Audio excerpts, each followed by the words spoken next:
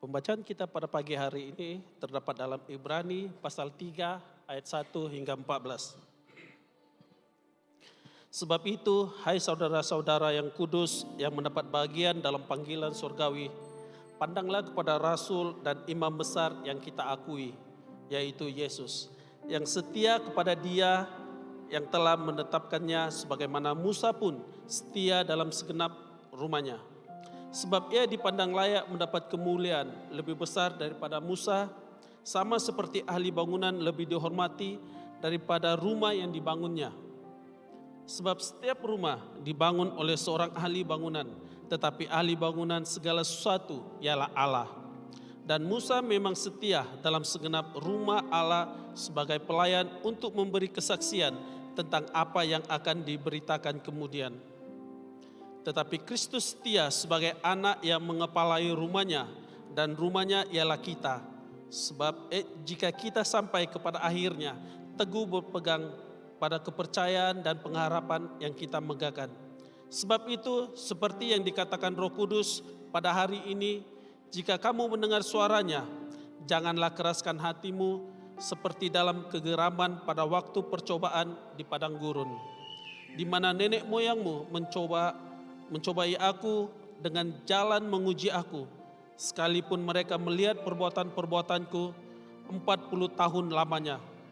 Itulah sebabnya aku murka kepada angkatan itu dan berkata, selalu mereka sesat hati dan mereka tidak mengenal jalanku, sehingga aku bersumpah dalam murkaku, mereka tidak akan masuk ke tempat perhentianku. Waspadalah, hai saudara-saudara, supaya di antara kamu jangan terdapat seorang yang hatinya jahat dan yang tidak percaya oleh karena ia murtad dari Allah yang hidup. Tetapi nasihatilah seorang akan yang lain setiap hari selama masih dapat dikatakan hari ini, supaya jangan ada di antara kamu yang menjadi tegar hatinya karena tipu daya dosa.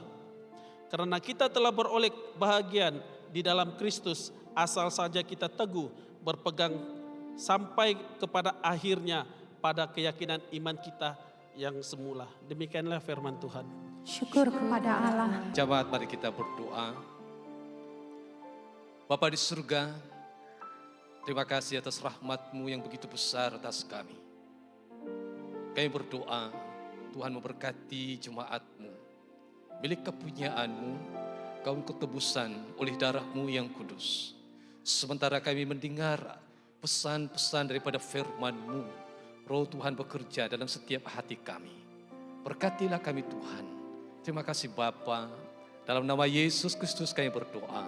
Semua katakan amin.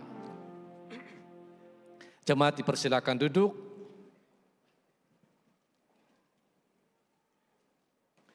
Salam semuanya.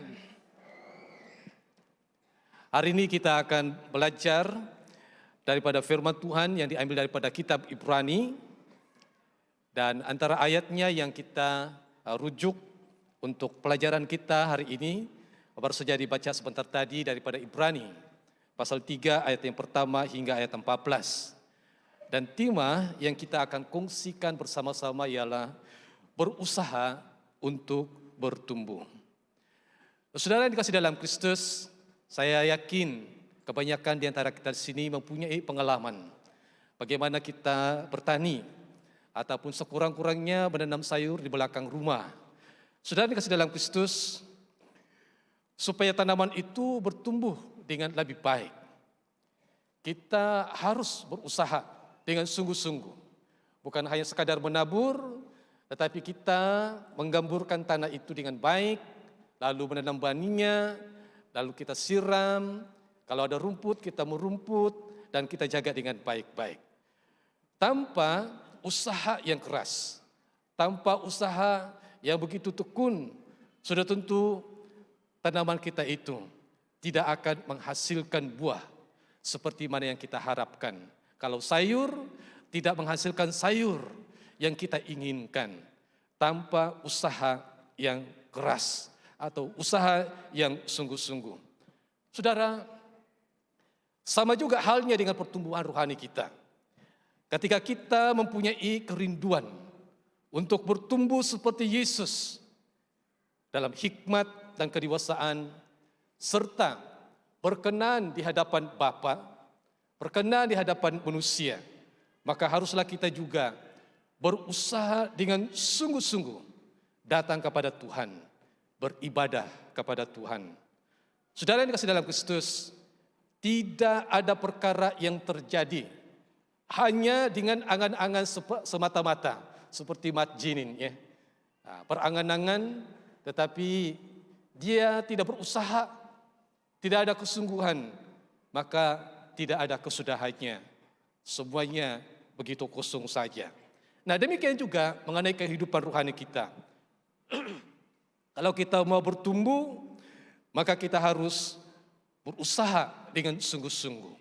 Dengan kata yang lain, kita bertindak dengan keyakinan kita, kepercayaan kita kepada firman Tuhan. Iman yang hidup ialah ada tindakan yang sungguh-sungguh. Tetapi tanpa tindakan, iman itu pada hakikatnya adalah mati. Oleh sebab itu, saudara yang kasih dalam Kristus, pada pagi hari ini kita akan berkongsi bersama beberapa langkah yang penting untuk bertumbuh dalam kehidupan rohani kita. Kita tidak akan berbincang tentang perkara-perkara yang harus atau apa yang patut kita lakukan. Tetapi kita akan berbincang tentang beberapa perkara yang tidak harus kita lakukan sebagai seorang Kristen. Tidak harus kita lakukan sebagai seorang yang sudah kenal Allah kita sebagai penebus kita. Nah, dalam keadaan tertentu kita perlu diberi amaran tentang bahaya. Umpamanya, kalau kita memandu di jalan yang agak berbahaya, ada banyak tanda-tanda yang memberi amaran kepada kita. Contohnya, kalau luluan itu sempit atau berlubang-lubang, ada tanda di sana, jangan memandu lebih daripada 30 kilometer sejam. Jangan memutung. Jangan letakkan kendaraan Anda di bahu jalan. Dan ada banyak lagi jangan. Nah, ini adalah tanda-tanda yang memberi amaran. Kalau tidak ada tanda ini, orang tidak tahu itu bahaya. Tetapi kalau ada tanda amaran, artinya kita sudah tahu itu ada bahaya di sana. Dan kalau kita melanggar, maka celaka akibatnya. Saudara yang dikasih dalam Kristus, dalam kitab Ibrani terdapat beberapa amaran kepada jemaat Tuhan, kepada amaran kepada kita semua hari ini tentang adanya permulaan yang baik, tetapi ianya berakhir dengan tidak baik, khususnya mengenai kehilangan keselamatan dan berkat-berkat Allah. Penulis kitab Ibrani ini memberi amaran kepada pembacanya ataupun jemaat ketika itu dengan menggunakan perkataan jangan. Saudara yang dikasihi dalam Kristus, mari kita lihat beberapa perkara, tetapi sebetulnya di dalam kitab Ibrani terdapat 5 amaran dengan kata jangan. Nah, walaupun amaran ini bila dilanggar dan tidak memberi kesan mudarat secara langsung ataupun on the spot, tetapi bila Anda mengabaikannya, membiarkannya, ia akan menjadi masalah yang besar di kemudian hari. Dan semakin besar, sehingga tidak ada jalan keluar atau tidak ada jalan penyelesaian. Nah, 5 amaran itu yang terdapat dalam kitab Ibrani. Pertama, jangan hanyut di bawah arus. Dalam Ibrani pasal 2 ayat yang pertama. Janganlah keraskan hatimu. Ibrani pasal 3 ayat 7. Janganlah menjadi lamban. Ibrani pasal 6 ayat 12. Jangan melepaskan. Ibrani 10 ayat 35. Dan janganlah kamu disesatkan.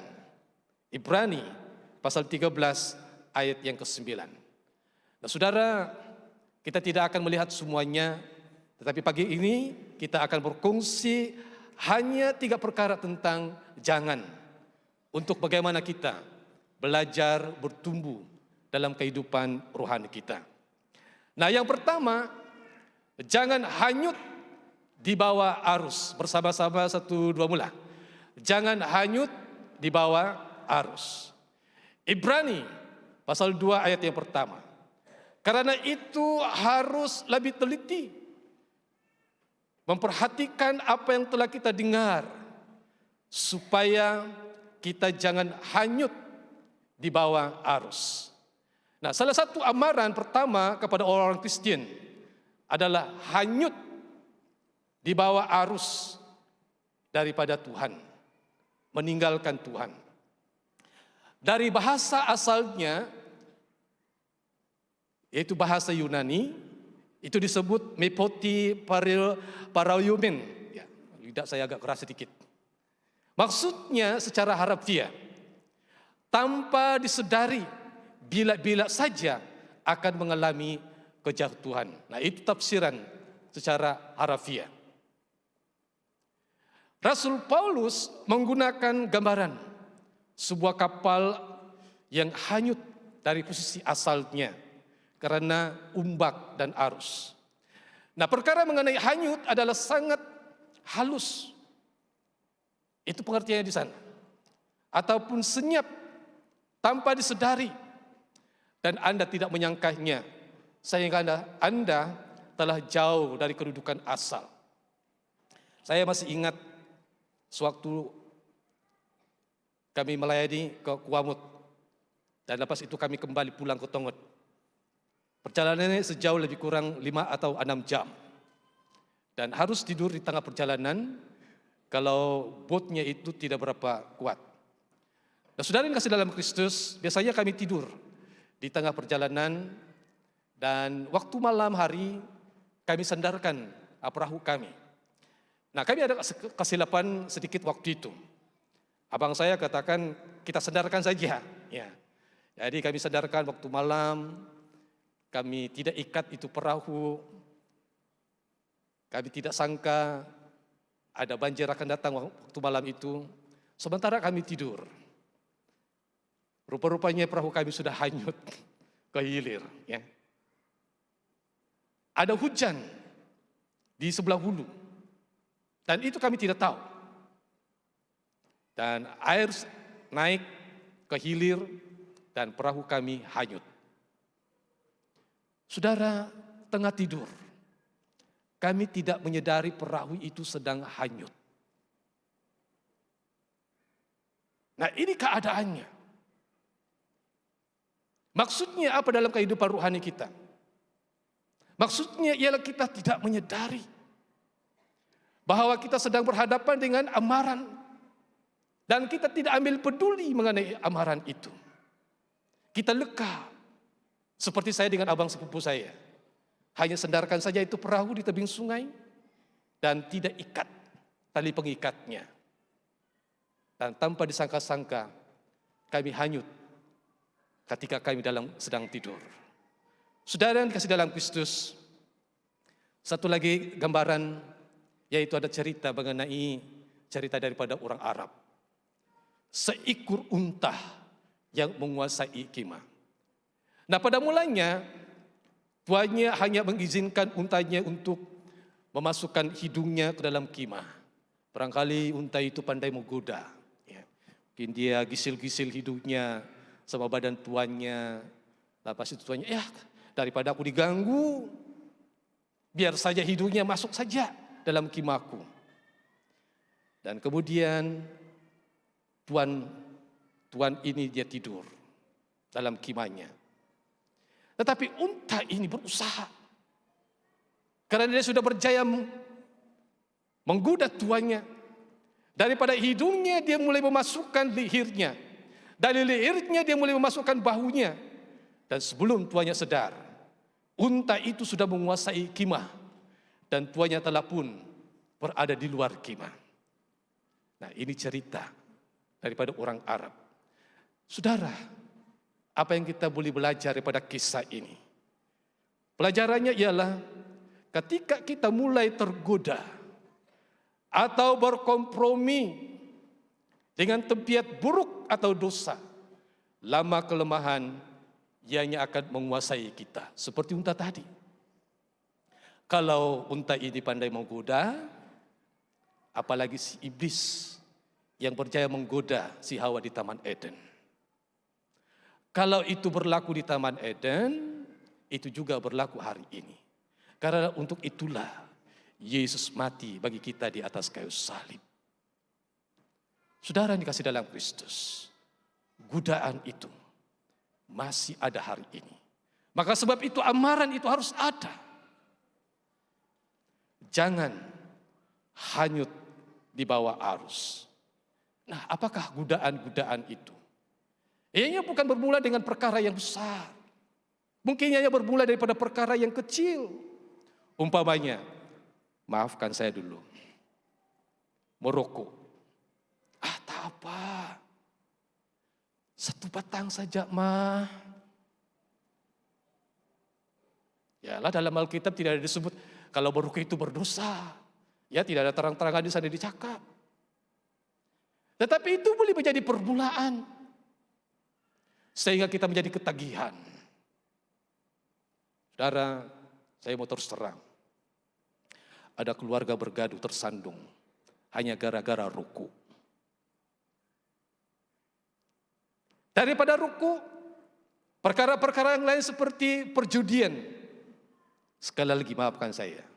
Umpamanya sabung ayam. Oh, tidak mengapa.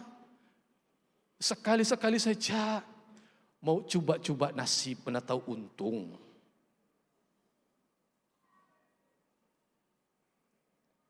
Ini perkara yang kecil.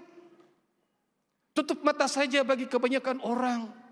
Mana orang tahu, mana orang ambil peduli. Ini dalam kelapa sawit mah.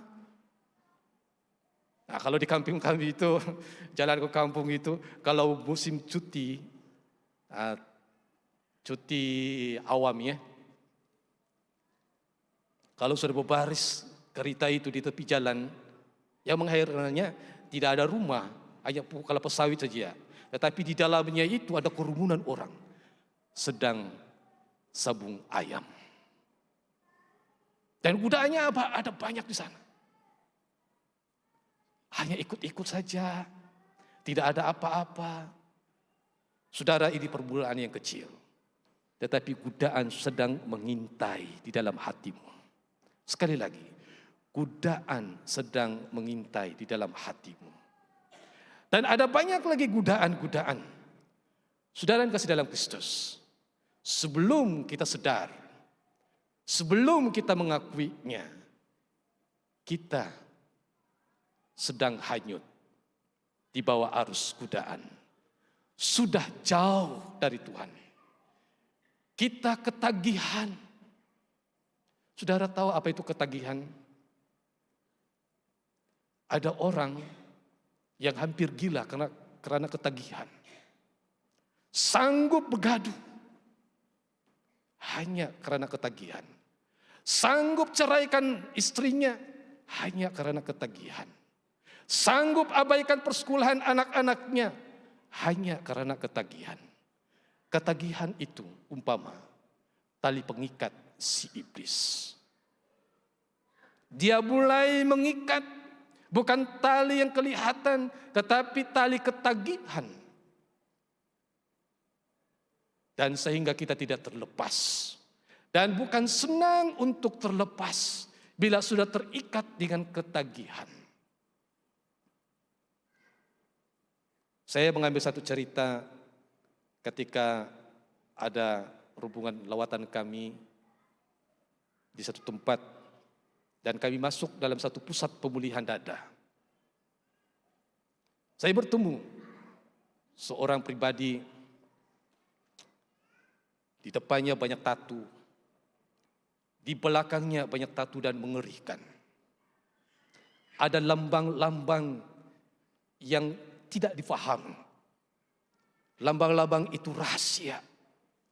Mereka ada hubungan dengan roh-roh tertentu.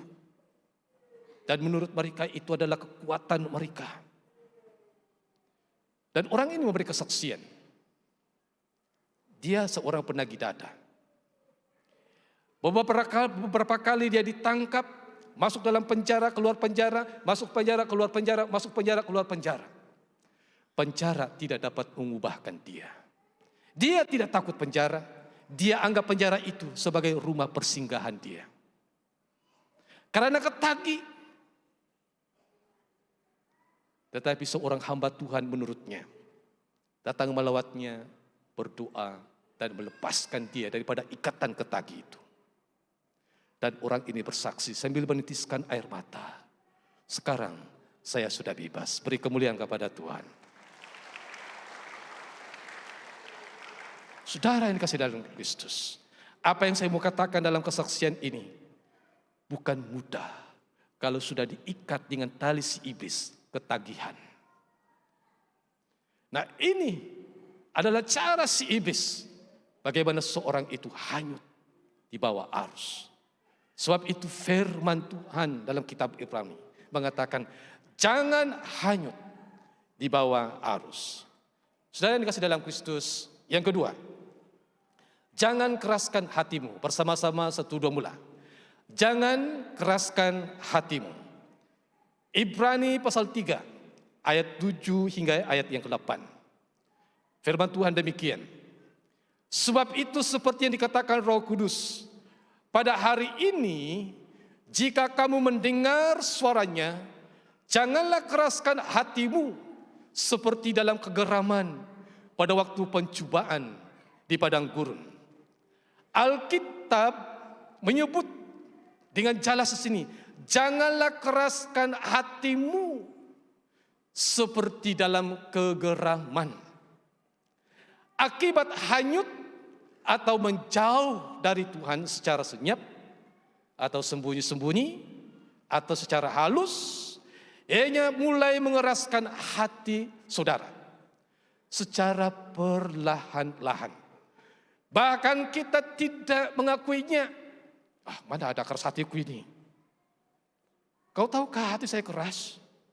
Dari mana kau tahu hati saya keras? Ya, ini adalah ungkapan-ungkapan tidak mengakui. Tetapi hakikatnya hati itu bila sudah jauh daripada Tuhan, dihanyutkan oleh arus, maka ia yang mulai secara perlahan-lahan mengeras. Meskipun ianya proses yang perlahan-lahan, tetapi hakikatnya adalah kenyataan. Kekerasan hati maksudnya tidak ada apa-apa perkara yang boleh masuk di dalam hati kita. Umpamanya, seperti menjurus air di atas daun keladi. Wah. Bila saya belajar peribahasa ini kan, betulkah? Jadi di sebelah dapur kami itu kan ada keladi. Nah, memang saya uji ya, saya ambil air, lalu saya siram. Yang betul, airnya itu langsung menurun. Satu titisan pun, satu kesan pun tidak ada kesan pada daun keladi. Kalau tidak percaya, coba. Nah, ini saya bukan mau coba itu yang petani-petani itu, mereka langsung tahu itu. Tapi anak-anak muda di sini yang belum pernah nampak daun keladi, kamu coba. Disiram dengan air, biar berbaldi-baldi, itu tetap tidak ada kesan. Saudara yang dikasihi dalam Kristus, begitulah hati kalau sudah jauh daripada Tuhan. Dan Alkitab, Roh Tuhan hari ini mengingatkan tentang hal ini. Jangan keraskan hatimu. Nah, ada lagi satu contoh. Ini di Afrika. Nah, di benua Afrika ada tempat-tempat musim kemarau yang melampau. Ketika tanah dikeraskan oleh haba dalam keadaan yang sangat panas ya, dalam jangka masa yang lama, tanah akan menjadi keras seperti batu dan tidak boleh menyerap sebarang lembapan atau air hujan. Ketika hujan turun semula, tanahnya tidak dapat menyerap apa-apa. Demikian juga hati kita yang sudah menjauh daripada Tuhan. Ketika hati sudah menjadi keras, ia sudah tidak dapat dibentuk lagi. Malah kalau coba dibentuk, tanah itu akan menjadi pecah. Sama juga, kalau hati kita sudah keras dan kita diingatkan, kita mudah tersinggung. Apalah, balik-balik cakap. Apalagi kalau orang biasa yang cakap, macam pendeta saja. Ya, nah kadang-kadang kita dengar seperti begitu. Saudara yang kasih dalam Kristus, Alkitab memberi amaran. Bila hati itu menjauh daripada Tuhan, lama kelemahan akan menjadi keras. Dan suatu ketika nanti bukan mudah untuk diubah, bukan mudah untuk dibentuk. Hanya satu perkataan saja yang menyentuh hatinya, langsung tersinggung. Dan ada kemungkinan, nah ini tidak ada di sini, ada kemungkinan orang itu tidak mau datang lagi sembahyang, tidak mau lagi ikut kelompok sel. Lalu dia membuat satu alasan, aku bukan orang rohani, aku tidak layak di sana. Nah, semua alasan-alasan ini sebetulnya bukan alasan yang munasabah. Pikiran daripada si iblis sudah disisipkan. Dan itu menjadi satu alasan. Karena hati sudah menjauh daripada Tuhan. Saudara, kalau kita sudah jauh daripada Tuhan, siapakah temanmu sebenarnya? Bila kita sudah tinggalkan Tuhan, dan engkau berada di tempat yang jauh, siapakah menemani saudara? Mari, seperti anak yang hilang itu. Bila dia sedar, di tempat yang jauh, jauh daripada rumah bapaknya, dia sedar dan dia kembali pulang ke rumah bapaknya. Dan inilah yang diinginkan oleh Bapa kita di surga. Kita kembali. Jika hari ini engkau mendengar suara Roh Kudus, jangan keraskan hatimu. Mari. Bapak kita itu baik. Ada amin. Dia menyayangi kamu. Dia menyayangi kita semua. Sebab itu, saudara yang dikasihi dalam Kristus, kalau hati itu sudah keras, bukan senang untuk dipulihkan. Sama halnya, kalau Anda diberi makanan, Anda tahu itu makanan. Tetapi kalau sudah hilang selera makan, Anda tidak akan makan makanan itu. Dan akibatnya menyusul. Penyakit mudah menyerang karena kita kekurangan gizi di dalam tubuh kita. Penyakit akan merebak kalau kita hilang selera makan. Nah, demikian juga ya. Memang kita mendengar firman Tuhan, kita membaca firman Tuhan, kita faham, kita tahu tentang firman Tuhan itu. Tetapi apakah ada selera hati kita mengedam firman Tuhan itu? Apakah ada selera kita untuk mengerti kebenaran firman Tuhan itu? Umpama seperti makanan yang kita kunyah, yang kita hadamkan, lalu membuatkan kita itu bertumbuh secara rohani sebagai milik kepunyaan Tuhan, anak-anak Tuhan. Saya minta izin dengan istri saya dan anak-anak saya. Ketika anak saya yang pertama, Azarel, mengidap penyakit demam denggi, dia menggigil, kepanasan, dan kami tidak tahu, kami pikir dia hanya demam selisma.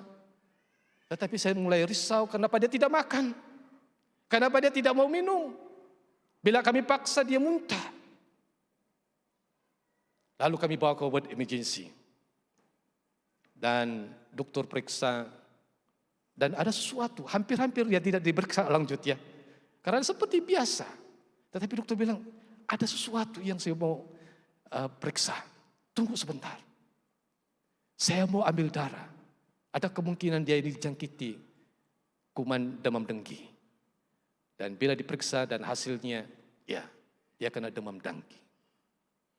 Saudara yang kasih dalam Kristus.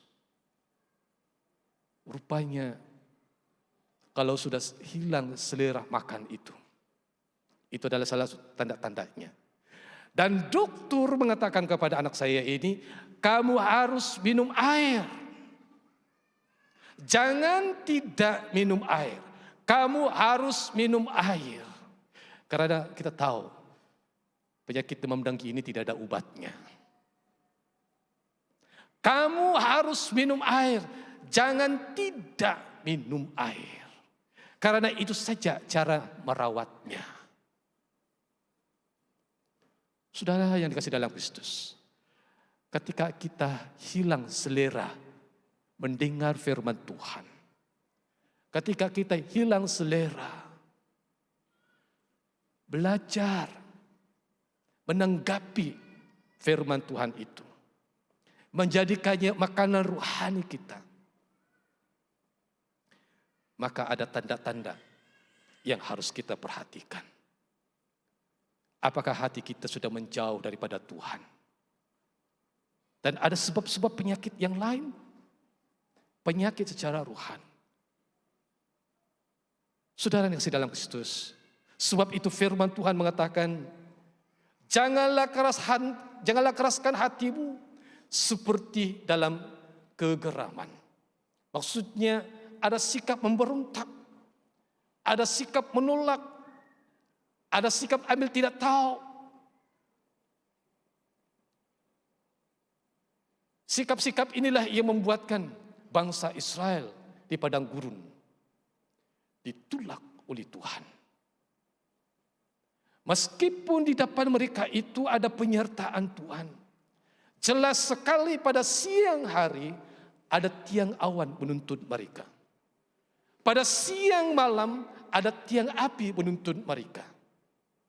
Tetapi dalam sepanjang perjalanan itu terjadi pemberontakan orang-orang Israel. Nah, kita tidak perlulah cakap mereka. Kita bercakap untuk kita hari ini. Kita belajar. Barangkali saudara pernah mengalami mukjizat. Dan pernah mengucap syukur atas mukjizat itu. Pernah mengalami pertolongan daripada Tuhan. Pernah dilepaskan daripada bahaya. Ada tanda-tanda yang jelas yang saudara sudah nampak Tuhan menyertaimu. Tetapi satu perkara ini, jangan kita memberontak pada satu saat.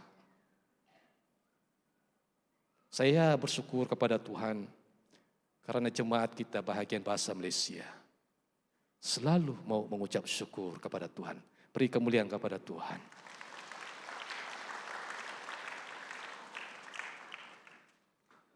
Saya kadang-kadang agak rasa penat. Hari ini ada kesyukuran, besok lagi ada kesyukuran lagi, lusa ada kesyukuran lagi. Wah. Secara rohani saya senang. Tetapi secara jasmani memang saya penat. Tetapi saya bersyukur kepada Tuhan. Sebab jemaat kita mau kembali bersyukur kepada Tuhan. Dan saya harap ini akan berterusan dan berterusan. Sehingga tidak ada tempat kegeraman itu. Sehingga tidak ada tempat pemberontakan itu. Sehingga tidak ada tempat penolakan itu. Hanya mau kembali kepada Tuhan bersyukur. Sebab jelas ada tanda-tanda penyertaan Tuhan. Saudara yang kasih dalam Kristus.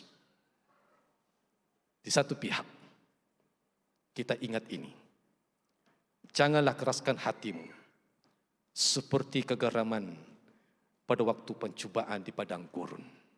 Ini peringatan yang tercatat dalam perjanjian lama untuk kita hari ini, zaman yang baru ini. Yang terakhir, jangan mundur. Bersama-sama dengan saya, 1, 2, mula. Jangan mundur. Lagi, 1, 2, mula. Jangan mundur. Ibrani pasal 6 ayat 12. Agar kamu jangan menjadi lamban, tetapi menjadi penurut-penurut mereka yang oleh iman dan kesabaran mendapat bagian dalam apa yang dijanjikan Allah. Ketika hati menjadi keras, lalu kita berhenti untuk mendengar. Ketika kita berhenti meresponi Allah, ketika itulah kita mulai mundur. Kita menjadi lamban ataupun malas terhadap Allah. Kita kehilangan hati yang bersemangat. Kita menjadi dingin. Kita tidak terus-menerus. Kita terus-menerus memberikan alasan atau bahkan mengabaikan atau menolak nasihat Allah dalam hati kita. Nah, ini adalah tindakan-tindakan yang negatif. Mau berundur di hadapan Tuhan. Menjauhkan diri daripada persekutuan-persekutuan orang Kristen. Kita senang memberikan bermacam-macam alasan. Tidak apa-apa wah, tidak sembahyang hari Minggu pun sekarang ini kan ada online. Kecuali memang betul-betul ada sebab kenapa kita tidak dapat ikut dalam kebaktian. Ibadah dalam online itu dibenarkan karena wabah. Tapi sekarang kita sudah dibenarkan untuk beribadah. Maka adalah lebih baik dan saya mendorong supaya kita mengambil peluang untuk bersekutu bersama-sama dalam kelompok sel, mengikuti pertemuan-pertemuan kelompok sel. Supaya kita menghindari alasan-alasan ini. Kita boleh berdoa di rumah saja. Kan Allah itu di mana-mana. Wah, dia main teologi lagi ya. Wah, ini teologi apa ini ya? Ya betul juga lah, Allah itu ada di mana-mana. Tetapi ingat, di hati Allah itu dia menginginkan ada persekutuan bersama-sama dengan dia. Kalau ada 2-3 orang yang berkumpul demi namaku, aku hadir di tengah-tengah mereka. Nah ini bukan hanya pengikhtiaran bahwa Tuhan hadir di tengah-tengah orang yang beriman, tetapi ini juga menyatakan keinginan Tuhan. Keinginan Tuhan supaya anak-anaknya berkumpul sebagai satu keluarga. Sama-sama beribadah, sama-sama memuliakan Tuhan. Saudara yang dikasihi dalam Kristus, ada lagi alasan yang lain. Kita tidak perlu datang ke gereja untuk menyembah Allah. Kita tidak perlu menghadiri kelompok sel. Bahkan kita juga menggunakan alasan ini. Saya orang rohani, bukan beragama. Wah, apologetik. Saya orang rohani, bukan beragama. Maksudnya begini, orang beragama itu dia mementingkan apa ini? Praktikal-praktikalnya, dogma-dogmanya. Wah, ini orang beragama. Tetapi kalau orang rohani itu, ya roh itu ada di mana-mana. Jadi hubungan dengan Tuhan itu tidak terbatas. Ya, memang dari segi ada kebetulannya. Tetapi ini tidak sesuai dengan ayat yang lain. Dan ianya bertentangan. Dalam Ibrani pasal 10 ayat 24 hingga ayat 25. Ya, ada dalam slide kah? Kita baca sama-sama. Iya. Ibrani pasal 10 ayat 24 hingga ayat 25. Mari, 1, 2 mula. Dan marilah kita saling memperhatikan supaya kita saling mendorong dalam kasih dan dalam pekerjaan baik. Janganlah kita menjauhkan diri dari pertemuan-pertemuan ibadah kita seperti dibiasakan oleh beberapa orang. Tetapi marilah kita saling menasihati dan semakin giat melakukannya menjelang hari Tuhan yang mendekat. Janganlah kita menjauhkan diri dari pertemuan-pertemuan ibadah kita seperti dibiasakan oleh beberapa orang. Saya harap yang beberapa orang ini tidak ada di sini. Yang ada di sini ialah mereka yang rindu pertemuan-pertemuan ibadah. Saya memuji Tuhan. Bila gereja sudah dibuka, kebaktian secara fisikal diadakan. Wah, jemaat kita tidak sabar-sabar. Mereka berbaris di hadapan sana. Sekalipun masih ada lagi SOP, apa itu? Sembur itu pembasmi kuman, periksa apalagi suhu di dahi. Ya, sampai-sampai keluar satu tersibar. Kenapa mau tunduk lagi begini? Macam menyembah berhala. Ya, karena setiap kali masuk tunduk begini ya. Tunduk begini, seperti menyembah.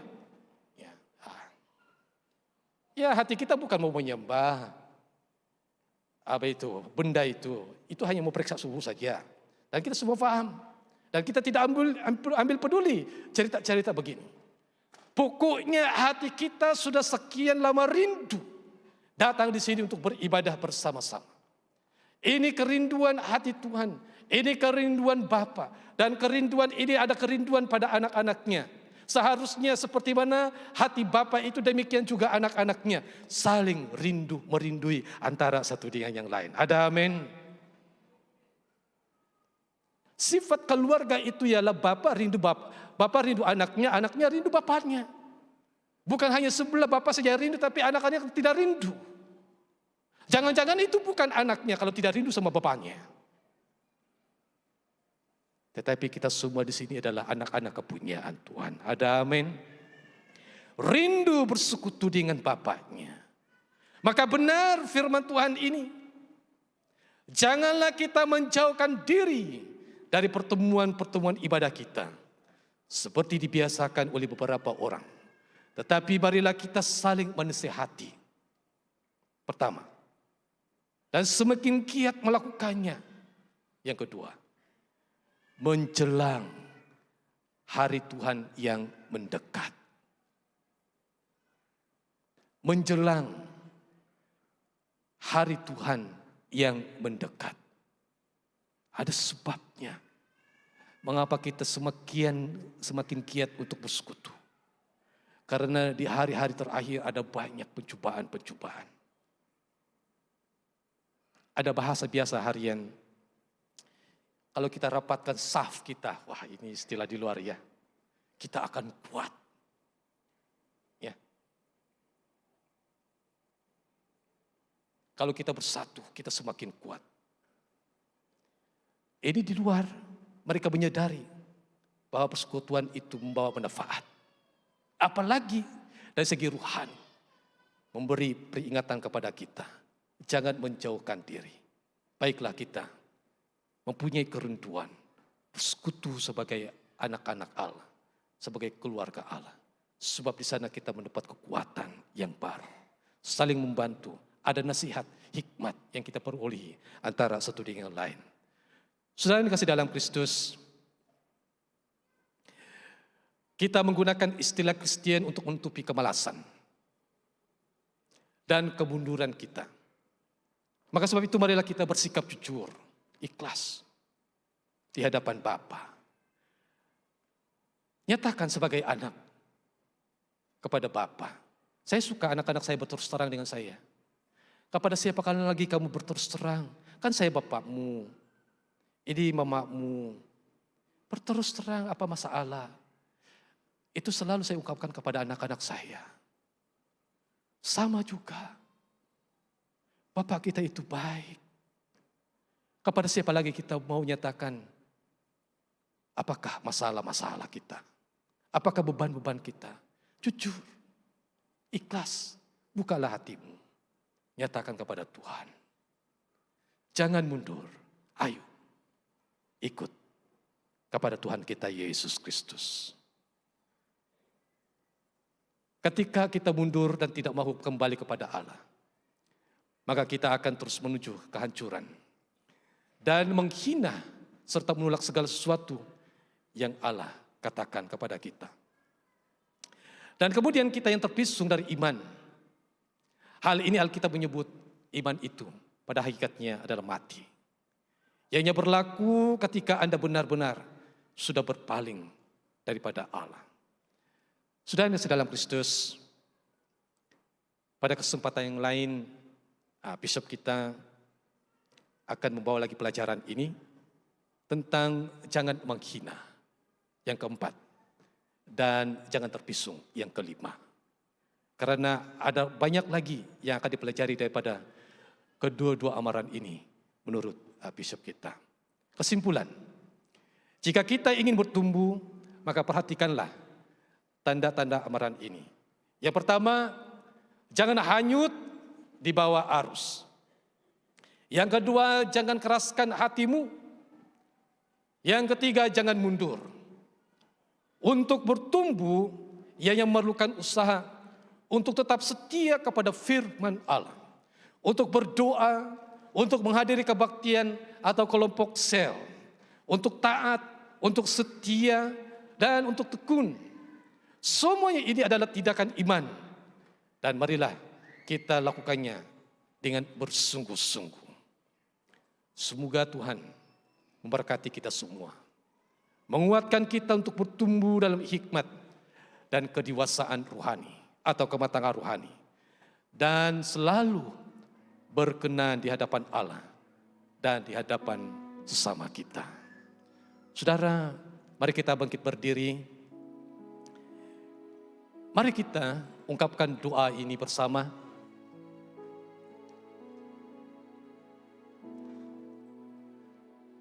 Ya. Kita baca bersama-sama dengan sikap doa. Kiranya kemurahan Tuhan, Allah kami, atas kami, dan teguhkanlah perbuatan tangan kami, ya, perbuatan tangan kami, teguhkanlah itu. Sekali lagi, kiranya kemurahan Tuhan Allah kami, atas kami, dan teguhkanlah perbuatan tangan kami, ya, perbuatan tangan kami, teguhkanlah itu. Dalam nama Yesus Kristus kami berdoa. Katakan amin. Beri kemuliaan kepada Tuhan kita.